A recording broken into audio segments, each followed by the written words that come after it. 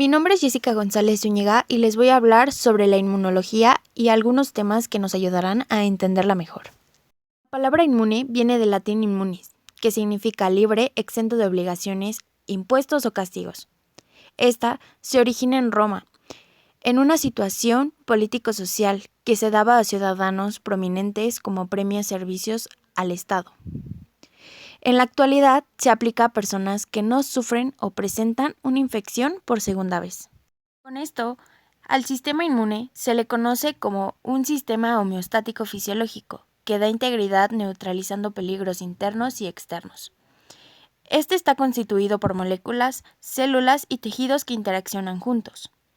A su vez, a la respuesta inmune se le conoce como una secuencia compleja de eventos desencadenados por un estímulo inmunógeno, que culmina con la eliminación del agente inductor. En este proceso se pueden destruir células propias. Viajemos al siglo XV, en donde los chinos, persas y turcos creían que podían evitar la viruela. Estos practicaban rituales donde usaban costras secas de antiguos enfermos de viruela. Estas costras las molían y las colocaban en heridas por la respiración, en partículas pequeñas. Esta técnica era conocida como varidación. Lady Mary Montagu, esposa del embajador británico en Turquía, hace la inoculación en sus hijos y lleva la técnica a Inglaterra. En ese entonces, la viruela tenía una mortalidad de 30% y una transmisión de 85%. En 1796, Edward Jenner observó que las vacas tenían una forma ligera de viruela llamada cowpox. Los trabajadores del ganado les daba vaccinia y así eran resistentes a la viruela humana, llamada smallpox. Jenner hizo inóculos de vaccina a personas sanas, dándose cuenta que esto funcionaba en todas las personas. Así, esta práctica llegó a México en 1804 por Francisco Javier Balmis. Este era financiado por Carlos IV. Francisco Javier Balmis lleva la vaccina cowpox a las Américas usando 22 niños migrantes, infectándolos durante el viaje para mantener vivo el virus. Con este descubrimiento, el último caso de viruela fue reportado en Somalia en 1977 y en México el último caso fue en San Luis Potosí en 1951. Con todo esto, la OMS declaró la viruela extinta en 1980. Ahora hablaremos de Louis Pasteur. A este hombre se le atribuye el descubrimiento de formas de disminuir la viruela de microorganismos. Esta contribución está relacionada con la cólera de gallinas. Pasteur infectó la bacteria que olvidó en cultivos viejos a gallinas. Las gallinas se enfermaron pero se recuperaron. Luego, al no tener más gallinas para seguir con el procedimiento, tuvo que usar las mismas, pero ahora inyectó bacterias sanas de cultivos nuevos. Las gallinas no murieron y pocas se enfermaron. Fue así como descubrió la atenuación del agente patológico. Esta atenuación se puede realizar por diferentes factores, como el aumento de temperaturas, el pH, colocación de químicos, entre otros. Elías Mishnikov era un judío ruso, el cual sufrió la pérdida de su esposa por tuberculosis, la cual lo llevó a una depresión severa. Elías intentó suicidarse con opio, pero pocos años después se volvió a casar. Esta vez su esposa muere por fiebre tifoidea, intentando suicidarse de nuevo con cultivos de borrelia, fallando de nuevo. Es conocido por su experimento con estrellas de mar. En él observa que al introducir espinas de rosal, días después había células rodeando a la espina tratando de destruirla. A esto se le llamó teoría fagocitoria, teoría celular o inmunidad celular. También ganó el Premio Nobel de Fisiología y Medicina en 1908. Estudió el enigma del endurecimiento de las arterias y experimentó con un mono, inoculándole la sífilis, frotándole después un ungüento gris para que se le curara. Este ungüento gris fue a base de calomerano. Emil von Behring, por su parte, observa que el suero de enfermos ya curados de difteria tienen la capacidad de neutralizar a la bacteria. A estos químicos les llamaban antitoxinas. Hoy en día se le conocen como anticuerpos. Esto es el inicio de la teoría humoral. Se creaba terapia, se infectaba a animales y luego al haber sanado se obtenía el suero que protegía a otro individuo. Así como hay sueros antiveneno de alacrán, serpiente, tétanos y difteria. Emil obtuvo el Premio Nobel de Fisiología y Medicina en 1901. También origina la inmunidad humoral. Armstrong Wright en 1903 mostró que el suero de animales inmunes contenía sustancias que optimizaban el proceso de fagocitosis. También mostró la relación entre inmunidad celular y humoral. Por último hablaremos de Paul Ehrlich. Este hombre crea el primer tratamiento contra la sífilis. También inicia el concepto de quimioterapia y da el concepto de bala mágica. Entendió que ha de haber químicos específicos en cada bacteria y célula, a esto le llamó teoría de cadena lateral. Creó el Salvarsan, que sería el primer antibiótico de ese entonces. Explicó la producción de anticuerpos y demostró que los anticuerpos producidos por la madre suelen pasar al bebé y da protección temporal. Para seguir entendiendo más de la inmunología, hablaremos de algunos conceptos. El antígeno. Un antígeno es una sustancia que, cuando se introduce en el organismo, es capaz de inducir una respuesta inmunitaria, es decir, es capaz de hacer que se desencadene una reacción inmunológica, de tipo humoral a base de anticuerpos o celular como respuesta a su propia presencia. Esa respuesta recibe el nombre de específica, precisamente porque se desencadena específicamente contra ese antígeno en cuestión. Los anticuerpos que se forman, por ejemplo, se unen selectivamente a ese antígeno. Los antígenos son predominantemente moléculas de tipo proteico, es decir, proteínas, pero puede haber excepciones. Cuando esa reacción inmunológica tiene las características de una respuesta alérgica, por ejemplo, en hipersensibilidad medida por IgE o en hipersensibilidad medida por células, como es el caso de la dermatitis de contacto alérgicas, al antígeno en cuestión lo llamamos alérgeno. Los alérgenos son siempre antígenos, a los cuales llamamos alérgenos cuando la respuesta inmunitaria se desencadena es de tipo alérgico. Sin embargo, hay antígenos que no son alérgenos, porque aunque desencadenen una respuesta inmunológica, esta no es de tipo alérgico. Por ejemplo, las respuestas inmunológicas defensivas desencadenadas frente a un microorganismo infeccioso. Un apteno, por su parte, es una molécula de pequeño peso molecular que cuando se introduce en el organismo por sí sola no es capaz de inducir una respuesta inmunitaria, pero que cuando se une con una proteína interna del propio organismo sí puede inducirla. Necesita, por tanto, la participación de otra molécula diferente, la proteína interna del propio organismo, a la cual llamamos proteína transportadora o transportador, para hacer que se desencadene la respuesta inmunitaria. Sin ella no puede. Por eso, a los aptenos también los llamamos antígenos incompletos o antígenos parciales. Sistema inmune innato. Su principal función es intentar destruir los antígenos infecciosos o patógenos desde el primer momento que ingresan en el cuerpo. Esta respuesta inmune innata es inmediata. Aparece a los pocos minutos u horas, intimidando y atacando al patógeno no deseado para evitar que prolifere y ocasione una infección. Una de las principales ventajas de este mecanismo es que no es específico, es decir, desarrolla una respuesta inmune frente a cualquier agresor, aunque no haya atacado previamente. Sistema inmune adaptativo. Está constituido principalmente por los linfocitos T y B. Se trata de células que representan las trompas de élite del sistema inmune y que lanzan un ataque específicamente adaptado al agente infeccioso que ha penetrado en nuestro organismo con el fin de eliminarlo.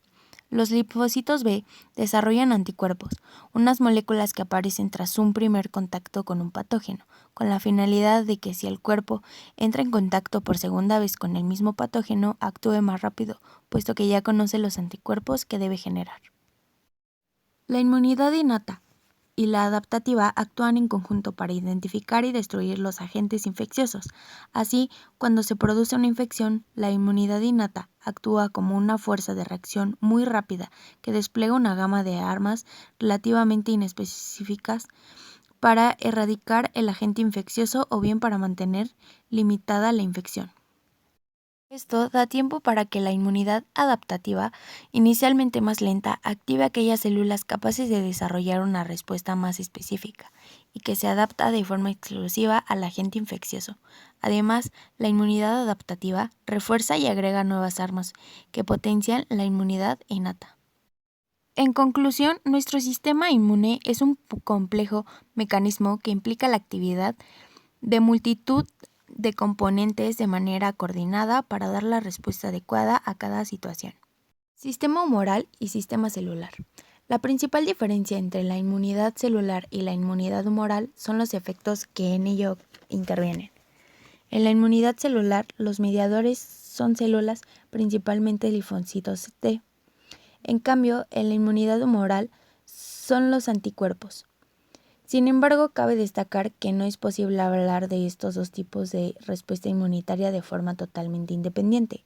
Las células participan en la iniciación de las respuestas con anticuerpos y los anticuerpos constituyen un nexo imprescindible de algunas reacciones medidas por células. A grandes rasgos, decimos que la inmunidad celular actúa contra microorganismos intracelulares. Su proceso de actuación se basa en que las células representadoras de antígenos procesan y presentan dichos antígenos en su membrana mediante el complejo mayor de histocompatibilidad, CMH. Los linfocitos T citotóxicos reaccionan con el CMH1 y los linfocitos T colaboradores o helper con el CMH2 que son reconocidos por el receptor T que dichos linfocitos representan en su membrana.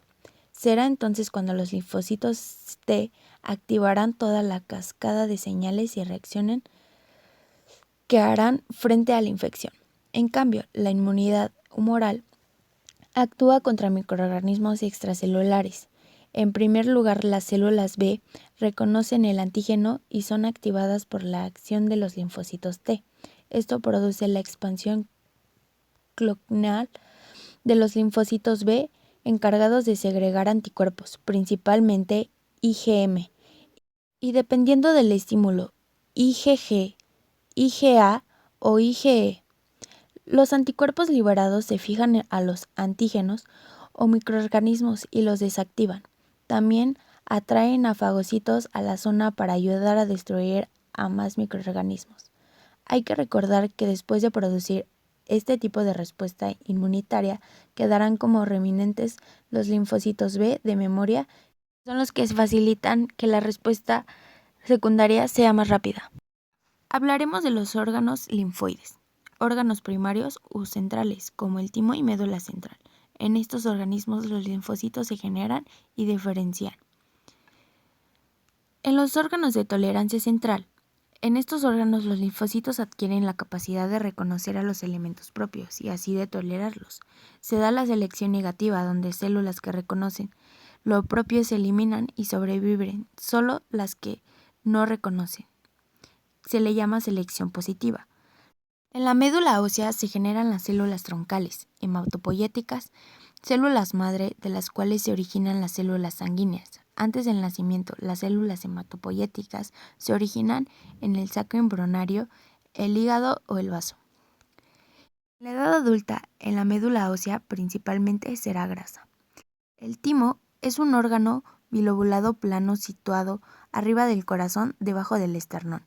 La función del timo disminuye con la edad, máximo en la pubertad, luego se atrofia con la edad. Tiene un peso de máximo 30 gramos en lactantes a 3 gramos en adultos. Tiene anatómicamente una corteza donde hay timocitos inmaduros y en el interior del timo hay una médula donde los timocitos se mueren y diferencian, interactuando con otras células. Se introduce la muerte de muchas células T reactivas o dañadas. Muere el 95% de estas. El anillo de Waldeyer Es una estructura circular de tejido linfoide localizado en las 3 porciones de la faringe. Este da protección y defiende a las vías aéreas y digestivas. Tiene como función la captación de gérmenes patógenos que penetran por la nariz y boca de la garganta. También procesa y desencadena respuesta inmune. Tejidos linfáticos secundarios o periféricos.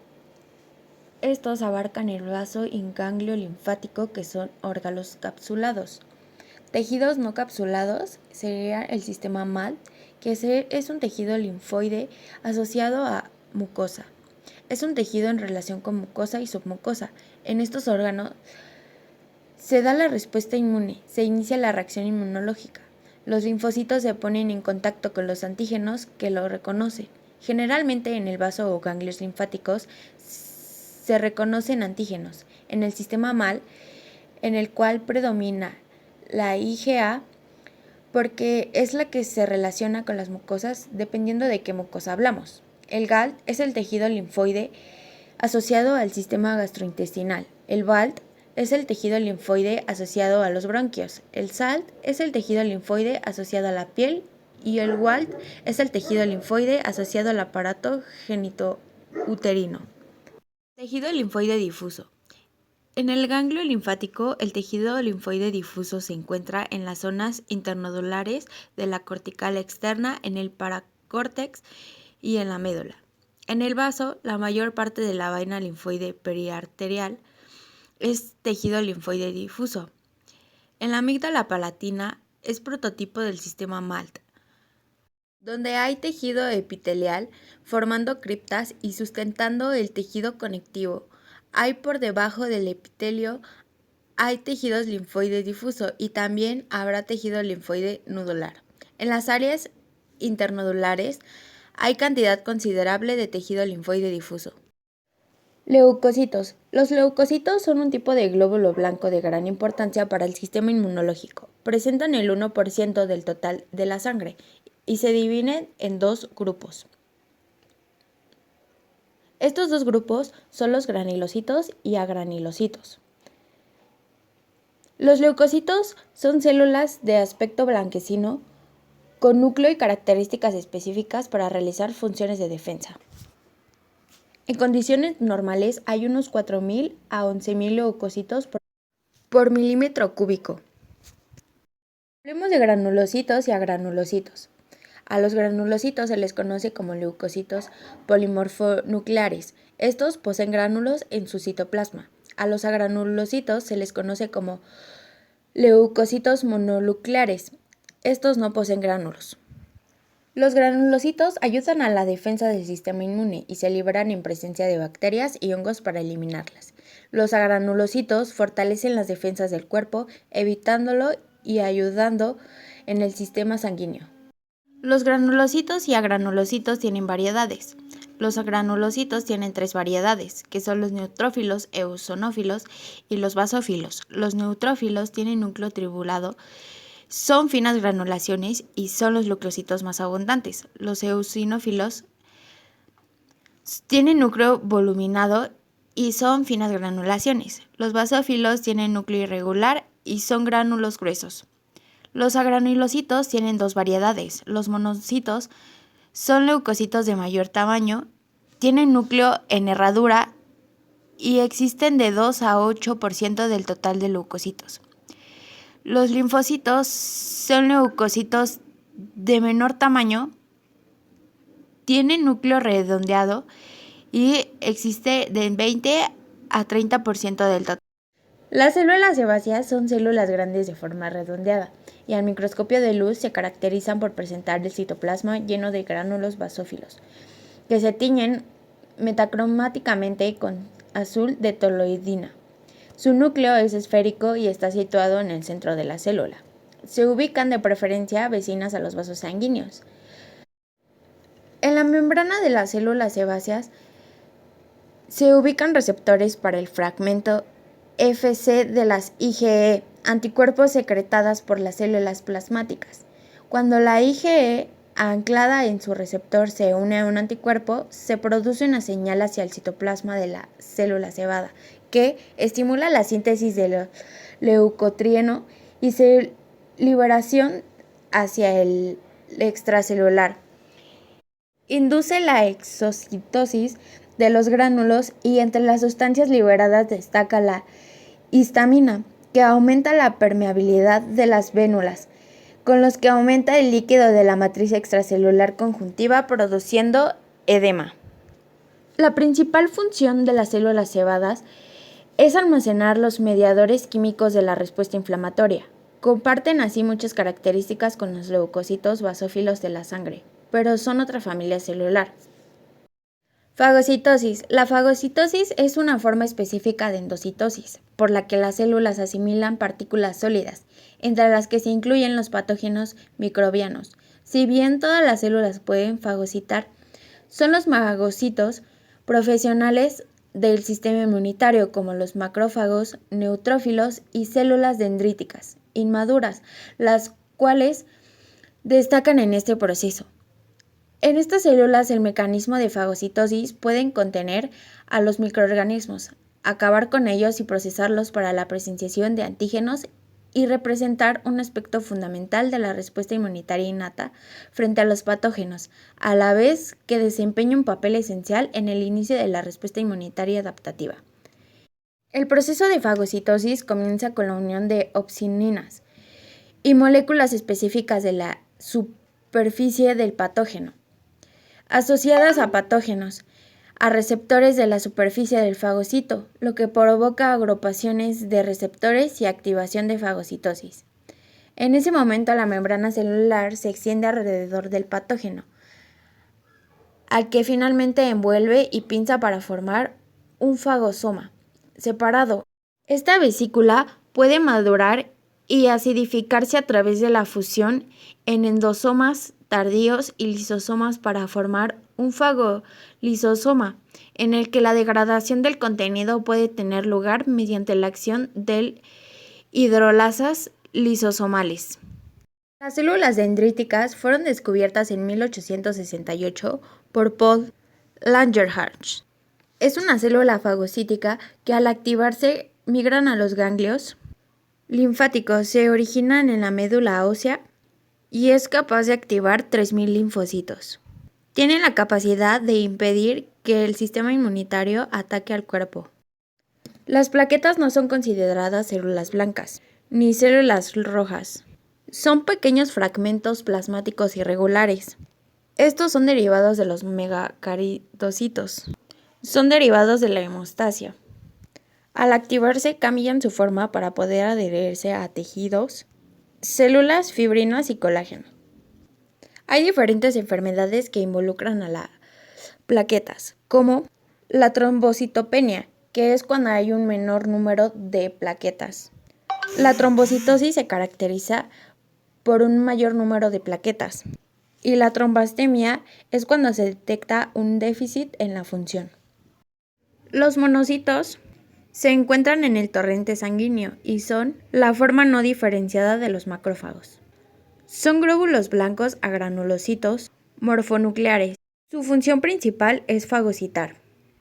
La biometría hemática es un análisis de sangre en donde se van a involucrar tanto células blancas como células rojas, y se mide indirectamente la función de los órganos hematopoyéticos, es decir, las deficiencias nutricionales. Los eritrocitos son las células rojas de la sangre. En mujeres va a presentar de 4 a 5 millones por milímetros cúbicos y en hombres de 4.5 a 8 millones milímetros cúbicos. Estos eritrocitos tienen una vida media aproximada de 120 días. Los hematocritos son la porción del volumen de eritrocitos y el plasma. En mujeres se va a presentar de un 36 a un 46% y en hombres de un 41 a un 55%. Un exceso de hematocritos va a producir policistemia y una deficiencia de estos va a producir anemia. Volumen corpuscular medio, VCM. Es la media del volumen individual de los eritrocitos y esta se va a obtener con la división de hematocritos entre el número de eritrocitos. Los hombres van a presentar 87 centrolitros, mientras que las mujeres 90 centrolitros. La anemia microcítrica es cuando el eritrocito presenta un tamaño menor al normal. La anemia normocítica es cuando el eritrocito presenta un tamaño normal. La anemia macrocítica es cuando hay falta de ácido fólico y el tamaño del eritrocito es mayor del normal. La hemoglobina corpuscular media es la cantidad de hemoglobina por eritrocito y se va a obtener con la división de concentración de hemoglobina entre el número de Matías. Esta se clasifica en hipercrómica cuando hay menos hemoglobina en eritrocitos, como normocrómica cuando la cantidad de hemoglobina es normal y como hipercrómica cuando hay una cantidad mayor de hemoglobina.